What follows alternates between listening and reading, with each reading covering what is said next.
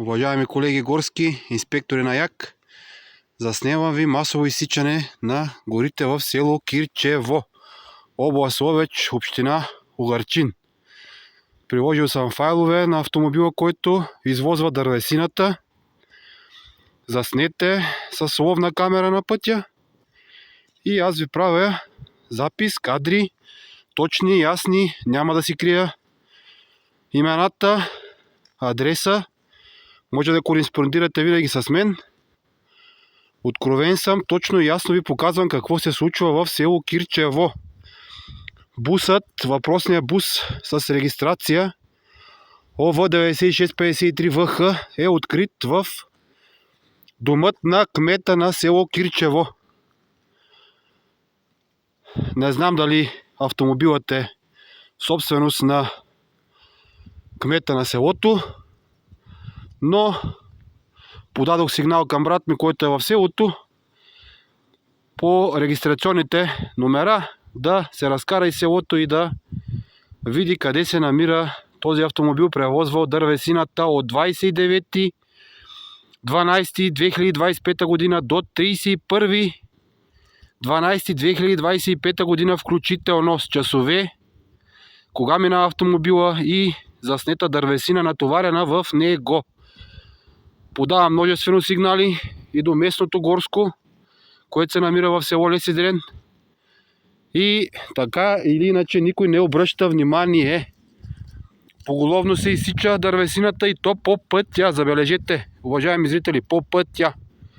По пътя се изсича всичко от местната власт, която трябва да защитава интересите на населението.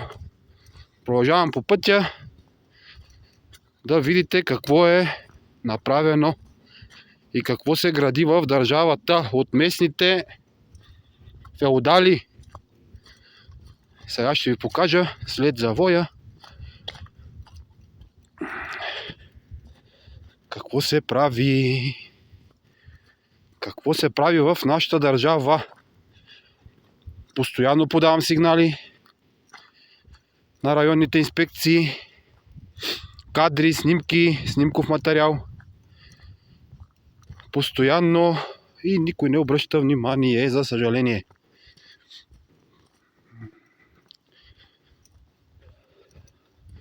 Това е масово в нашето село от 30 години.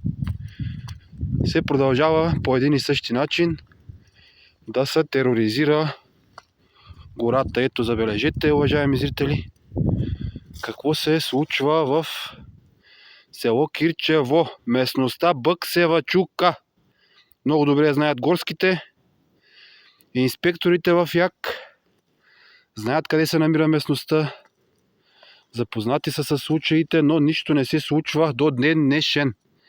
Реших да запиша този файл, да го пусна и в Защити гората, защото много стават набезите от местните ромски фамилии, така подкрепящи нашите управници в община Угърчин. Уважаеми зрители, наблюдавайте. Има над 20 дървета, 30 отсечени в рамките на тези 3 дена. По данните на камерата, която съм заложил на въпросния път, понеже ми омръзна да се съмнявам в различни хора и лица от селото, кой може да направи тези набези, и реших да се постарая да сложа една ловна камера, която ще запише автомобилите, регистрационни табели, номера и така по-лесно ще откриеме кой извършва нарушенията в селото. Забележете, вижте, всичко е по край пътя. Всичко е по край пътя. Имаме тук местна хижа ловна, дори 2, постарали сме се от колегите да направим нещо да остане за нашето идно поколение. Погледнете какво се случва в нашата мила родна страна България, в която Всички си траеме и си мълчиме. И това се извършва от местните власти. Разберете го това нещо. Разберете го. Автомобилът е открит в двора на нашия кмет. Ето е пътечката, по която са изнесали дървесината. Прясно, отсечено, изрязано. Забележете, дори не са се постарали да приберат останалата част от дървесината. Това са некаюници и злосторници. Това са хора неблагодарни. Това са хора, които можат само да цуцат и да изпиват каквото е останало в тази държава България.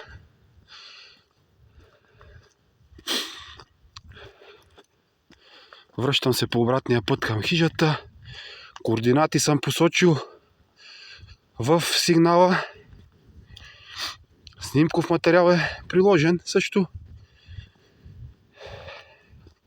Надявам се, има някой човек, който има малко съвест, чест и морал в тази държава, който ще се потруди да потърси отговорност на злосторниците.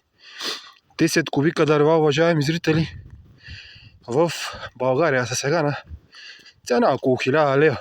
Мисля, че всеки нормален човек има възможност да си позволи 1000 лева да си закупи 10 кубика дървесина, с която да се отоплява, с която да изсече регламентирано и да няма тези пущиняци. Ето това е пътя за хижата, който одеве разчиствах от въпросните кони. Оставени на пътя, те са и нагли. Разберете го това нещо. Те са и нагли. Не стига, че са направили набези. Не стига, че са огътали, но и клоните са по пътя и вършената. Ето. Ето. Утре като ме потърсите на адрес, давам ви телефонен номер. Ще се отзова с вас да ви покажа за какво става на въпрос. И всеки път ще си мълчиме, хора от село сме, туй сме, оной сме. Вижте, нашите хора не разбират от приказка. Не разбират, вижте за какво стана въпрос. Само погледнете за какво стана въпрос. Виждате ли, уважаеми зрители? Виждате. Виждате за какво става на въпрос. Масово изсичане. Масово изсичане на дървесината. И това са го направили в рамките на 3 дни, в които аз не съм тук в района. Защото когато съм тук в района, явно господата не смеят да злосторничат по този начин и си мислят, защото гората е тяхна, тя нито е тяхна, нито е моя, тя на всички, но трябва да се ползва регламентирано. Регламентирано. Не масово изсичане на пътя, че е удобно, че е бързо, че може да крадеме и да си правим каквото си искаме, защото държиме местната власт в ръцете си. Ето вижте какво става. Вижте на пътя. На пътя прясно отсечена дървесина. Вижте. Забележите. Ето ви кадрите. Вижте за какво става на въпрос. Тук едното дървото е паднало и в брега и той им е стръмничко на братята и така са го и оставили. Сега ще ви го заснема да видите за какво става на въпрос. Ето го дървото. Цяло дърво. Вземали са, няма метър от него и всичко друго е в дерето. Ето, забележите за какво става на въпрос. Това е нашата мила родна страна. България. Това се случва в село Киричево, повтарям, област Ловеч, община Угърчин. Ние сме едно от, може би, най-голямото населено място в общината е Киричево. Запознах ви със случая, благодаря ви и се надявам да предприемете мерки и да се явите на терен, да започнете да разрешавате проблемите, които от 30 години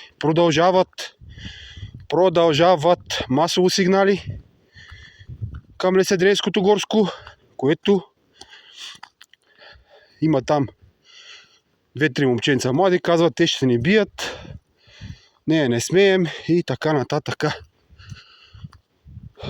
Това е от мен. Мисля, че записът е достатъчен. Има и снимков материал. Записал съм и автомобила, пак ви казвам, с регистрационните му номера. Вижда се Ивеко бяло бордово. Натоварено е с дървата, отива, връща се по дадения път. И така, уважаеми зрители и колеги, Изпълнителна агенция на горите, моля ви да се отзовете на сигналите, които ще стават все повече и набезите ще стават все повече. Явно то се вижда. Тук се говори за организирани престъпници. Благодаря ви. Надявам се да се отзовете на сигнала.